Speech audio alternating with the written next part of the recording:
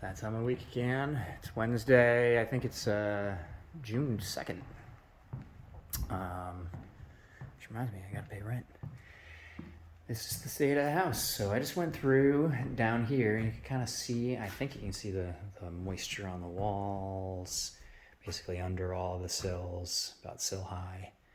And I actually soaked up and around all the windows as well with a borax solution. It's called Bora-Care. It has some mildew and mold inhibitors, and also borax, which is like pretty inert. I think they use it for, or used to use it for laundry detergent.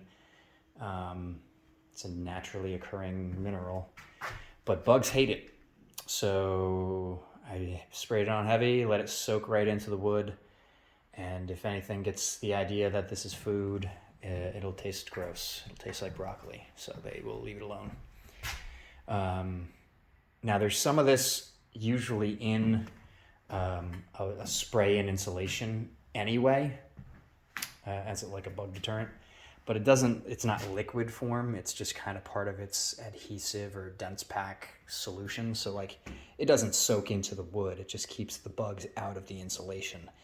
So this is definitely a worthwhile step, even though I worked on it basically all week in fits and starts, and just trying to keep everything clean was the big thing. I didn't want a ton of sawdust on everything, only to spray and have the sawdust absorb all the fluid and not have it get where it's supposed to get to. So sprayed down here just today. I've already sprayed the basement, already sprayed the first and second floors. And you can see I let it run heavy. I'm just let it soak right in here. Puddles along these plates. That's intentional. It'll be dry tomorrow, and again, you won't even smell anything. But it's nice and clean in here. You can see some things like our fireplace that did get washed. It looks a little neater now. And I was informed by my dad, who's watching the videos. Hi, Dad. That this item that I had no idea what a pot holder thingy is called a crane, which totally makes sense. Kind of looks like a crane arm. It functions as a pot holder thingy, but it's called a crane, and yeah, still looks good. This week has been all about kind of details and racing ahead of insulators. There's still 2 details outstanding. Insulation's supposed to be here in less than a week, Tuesday of next week. And I think we're mostly there. The big issue is right now the windows. So when they got put in, they weren't like fully installed. So you can see kind of some of these actually got fully installed, and I think they got impatient and stopped shimming and truing everything up. So some of these operate great and others do not. So now we're going back, and unfortunately it's after the trim on the outside has been done. Going back and making sure that the operation is good. Now there is some adjustability in the hinges, and the window distributor guy, the seller, is coming out to do everything he can with the windows in place, and then we'll go back and do more shimming if that needs to happen on any given window. But tomorrow I got to run through and like label each one, operate each one, make sure it's operating tilt and turn without like getting hung up somewhere. And it's either going to get a green post-it for good, thumbs up. Oh, I'm holding my glove, thumbs up, or a red post-it or a pink post-it for thumbs down. And that'll indicate to him where he needs to do some adjusting.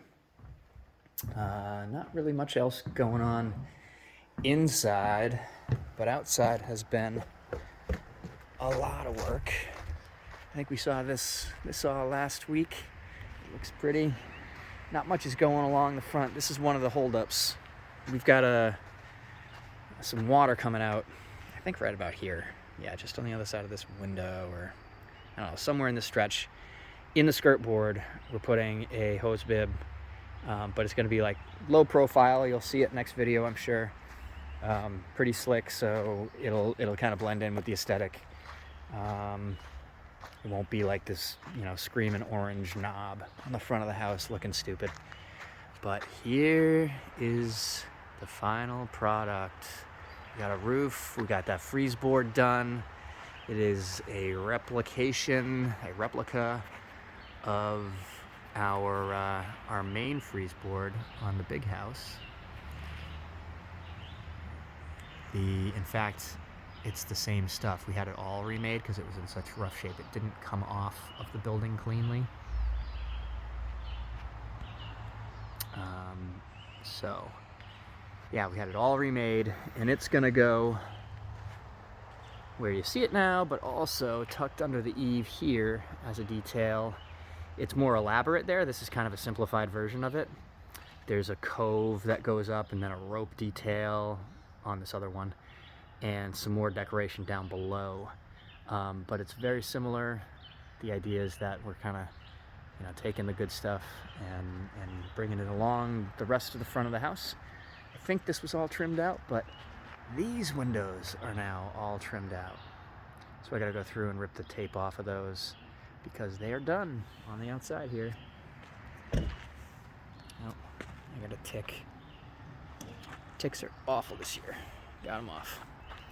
Sorry about the camera work. This spot, I get my bugs on this spot here. So there is a transition. We're not doing this fancy detail all the way around the family room. Transitions to a simpler detail. It's nice and clean and square. It's a little smaller, and it's a good way to kind of turn the corner and keep it simple. And then just regular siding kind of from here on up to this kickboard and the corner. After everything is painted out, it just rides up. I think there is going to be one of these 2x6 trim boards on the inside corner to balance it all out, to match it out. But I'm pretty thrilled with how that all turned out. You can see the flashing up on the top of the roof is done as well. That turned out great from looking at it from this vantage, but also from up above. It's totally seamless. These guys knew what the hell they were doing. Now they held off on building my final little scupper box there, such that when they come back, they're gonna build it out and put the drain in as well. It'll come all the way down to here. At that point, we'll bury it, pitch it out toward the woods, off the hill here. It'll just kind of drain anytime it's raining. So that's big. Not sure if the deck ledger was installed or not last time, but we got this all installed, and these 3 doors are prepped and gonna get trimmed out, really just like these. They're gonna be a very kind of simple profile, probably tomorrow, except for, yeah, probably tomorrow.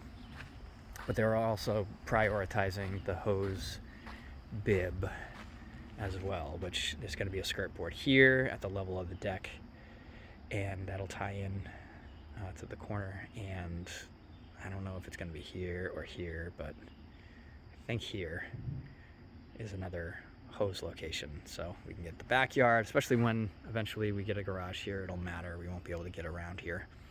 This will be the one for the back, be one for the front. And we decided not to do anything on that side because it was a pain in the butt. This is the only other question that we've got. The electrical, there's another line inside that was not labeled. This one says outside outlet, so that was pretty clear to me that it should get poked through. It was just hanging on in there. It's probably a daisy chain situation, but the electrician wants to come out and make sure that I'm seeing it right, which is great. So he's going to come out here and confirm that before Tuesday as well. And then we're getting insulation. Modest good news here as well. The insulation came under the bid number, and so saved us close to $5,000 on the insulation, which is outstanding. That'll help. Every little bit helps at this point. Just gonna walk you over to look at my board, and you can see all the work that's been done in the last, since the last video, a week and a half, a little over a week. And I'm pretty happy, pretty proud of what we've been able to accomplish. And once the insulation's done, it's on a drywall, and all of a sudden it starts looking like a house. See some light at the end of the tunnel here, but the traffic is raging tonight. So there's an awful lot over here on the complete list, including TV conduit. I didn't even point that out, but that was a little thing that I wanted to get right. I had a pass through to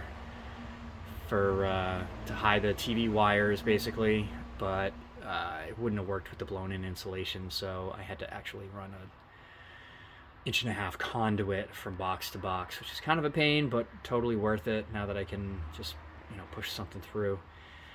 Cleaned up the basement door. I think you guys saw that last time. I finished my air sealing of the electrical. Oh, I should have pointed some of those out, but all those boxes got these putty pads. I got a couple here. They're kind of gross and goopy. They're kind of the consistency of the 3M product, and they are fire rated, but we're not using them for fire blocking in this case. So here's my knife. Yeah, these pads, they come huge, and then you just kind of cut them up to size. And they're thin. They're maybe an eighth of an inch thin, but they're like silly putty. And yeah, just peel it off, putty the back of all of those electrical boxes where the wires come in. The knockouts on the plastic boxes leave these huge holes around the wire, and that's just an opportunity for a difference in temperature between the wall cavity and in the room itself to create some airflow. Just by the difference in temperature, it'll create the airflow. It doesn't have to be. People call it a draft, but there's no wind blowing through. It doesn't require wind to blow through in order to feel a draft coming out of your outlets. All you need is an open space and a temperature difference. So the better you can air seal that, then you don't have as much opportunity to have that air pushing out. If the box behind it is sealed and normal to the temperature in the room, then both of those things are happening. It's not open, and your air temperature difference doesn't happen. So it's kind of nerdy little thing. One of these boxes, I did the whole house with one box of 20 of these pads, and I think it cost me like $85. Totally worth it if I never feel a breeze coming out of my outlets. What else did we do? I spray foamed the steel posts in the family room, which was a bit of an adventure. That steel was over 1/4 inch thick. I think it was like 5/16 wall steel post. It was beefy. And I put, just a hole as big as the straw for the spray foam, so they have no impact structurally. And I did it every couple of feet, filled it up, worked great. Keep that a little bit warmer too. We moved the back doors up. We did a bunch of framing tweaks. We did that freeze board in the family room, the deck brackets, basement windows, I think were last week, and that flashing over the family room was big. I just sprayed Bora-Care and finished my cleaning. So these are now complete. Move them over. Feels good to move stuff over. And really, we're focused right now on the exterior of the skirt board and the trim. Although I've got to start worrying about this stuff, because this all has to, these two here and the hose bibs have to happen before insulation can move into to-do. So